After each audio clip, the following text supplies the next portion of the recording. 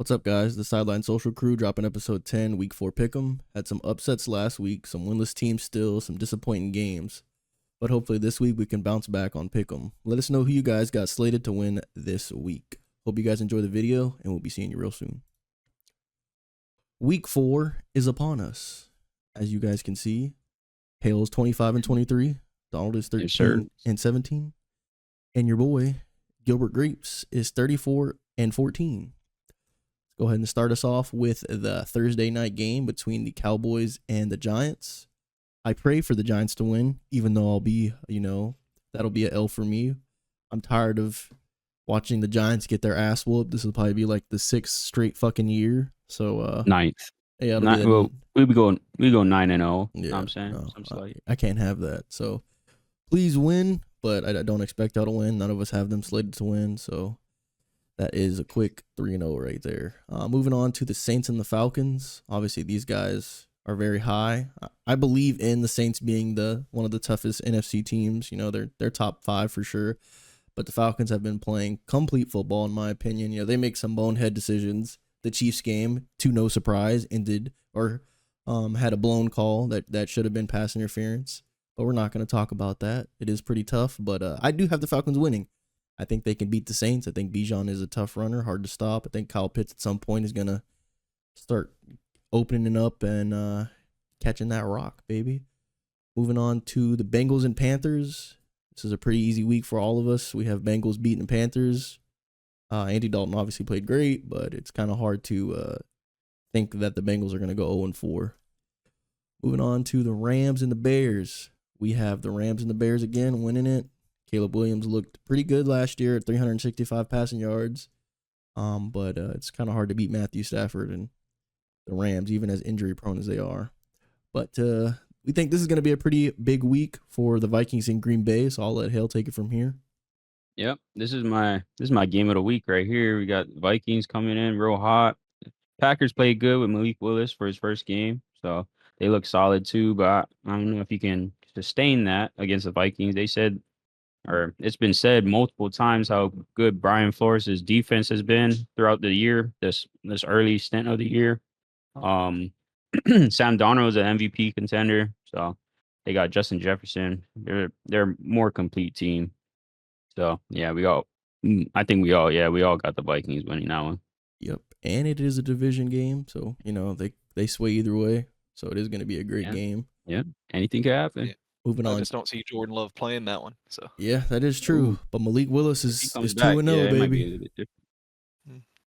But moving on to another division game between the Jaguars and the Texans. The Jaguars are still, they still have not won a game, so they have a lot on the line, especially for coaching jobs, QB changes. I don't think they get rid of them just yet because they just paid them, but the fans are gonna want something different. But again, we have the Texans slated to win that one. Moving on to the Steelers and the Colts game. Again, the Steelers are undefeated. Colts, I think they just edged a win against the Bears, but it's not enough to sway us against that Steelers defense. Yeah, man. Another team that just notched a win is the Denver Broncos. But again, we also have them losing that one, even though they just won, coming off a very impressive win against the Bucs. We are all taking the Jets to beat the Broncos there. But moving on to the Eagles and the Buccaneers game. Donald the Lone Ranger has the Eagles winning that as me and Hale picked the Bucs. Donald, kind of give us some insight on that.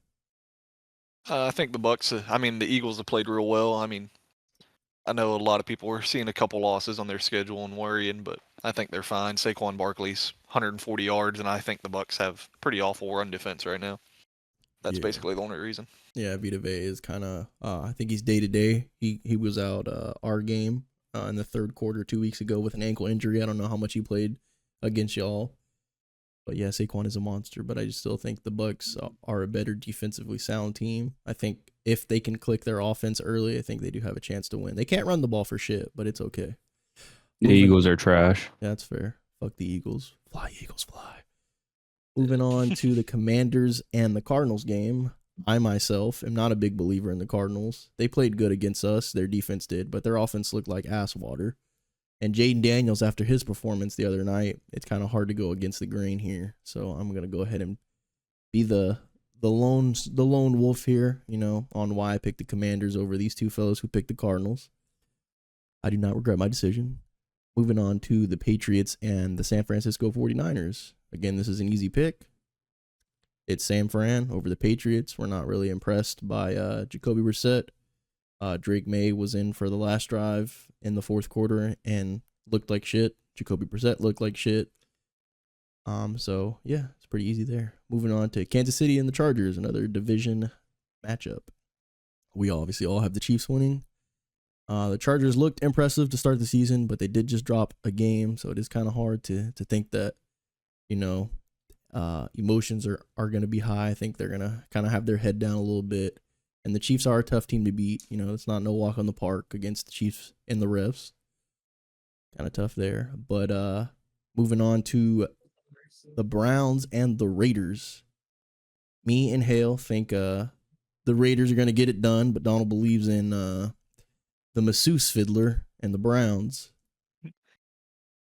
Yeah, I think this is our shit bowl of the week, honestly. That you could coin flip and figure out which ass team might have a decent day, but I'm going to go with the Browns on this one.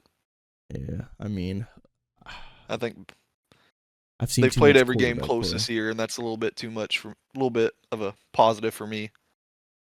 Yeah, I mean that is very true, but I have seen that motherfucker Deshaun Watson play ball, and it's not looking promising. Looks I like he agree. should be thrown in jail for robbing these motherfuckers of a contract. He Moving looks on like to shit. Donald's game of the week. Donald's game of the week will be the Bills and the Ravens.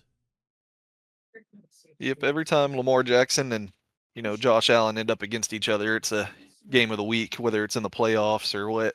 And Josh has had Lamar's number. I think we're going to see a good game. I think we're going to see the Ravens come in, try to run the football just like they did versus the Cowboys.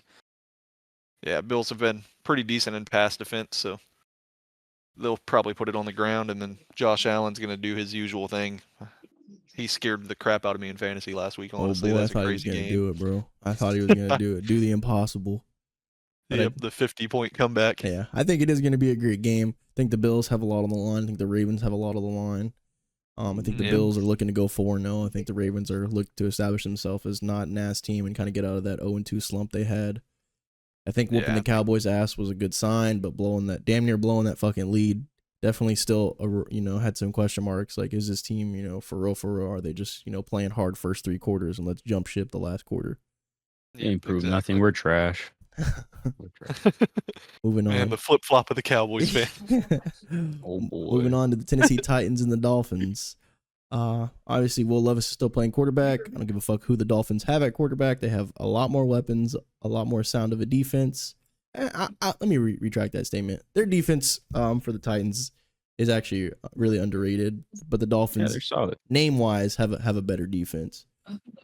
So we all have the Dolphins beating the Ravens or Dolphins beating the Titans, my bad. And then moving on to the second Monday night game, Seahawks and the Lions. As badly as I want the Lions to win, this would be their third straight loss to the Seahawks if we happen to drop this game. We have yet to beat Geno Smith, so it is kind of tough watching. But I don't know how you guys feel about 2 Monday night games. I don't really necessarily fuck with it. It's not really my forte. Monday nights, Thursday nights, those night games felt real special because it was just one team playing. So like everybody was tuning in. But to have 2 Monday night games, it's just, I don't know. I don't know how y'all feel, but I just personally don't really fuck with it.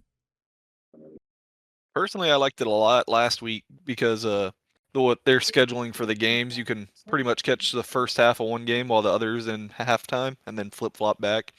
And you get to watch both games and not waste your whole day. Yeah. So I did enjoy that last week. It's solid. It gives you other teams to watch. You know what I'm saying? Some teams you may not see all the time. Gets a primetime spot. So, yeah, I think it's solid. I think, personally, a Monday night game, a Wednesday night game, and a Friday night game would be perfect. That would be so good, bro. Every other day there's Sunday, football on. You play Sunday and then play Wednesday? Oh, Wednesday, bro? I mean... Yeah, you can't play Friday night games just because your entire state of Texas is at a high school football field not watching that game. That's fair. Or at work. Yeah. It's a work day next day, bro. I don't know. But I mean, same thing could be said about Sunday games. The Lord's Day. A lot of people miss games due to, going to the Holy House. Oh, that is very true. That's why you schedule it for lunch and after lunch. Depends what fair. kind of church you Still go to. They evening be church, talking for yeah. fucking ever sometimes. Yeah. But that'll do our week 4 pick'em. Obviously, I'm still in the lead. Hill's trying to catch back up. Donald's trying to float above 500 here pretty soon. So you guys in the comments, let us know who you guys have winning on your week 4 slate.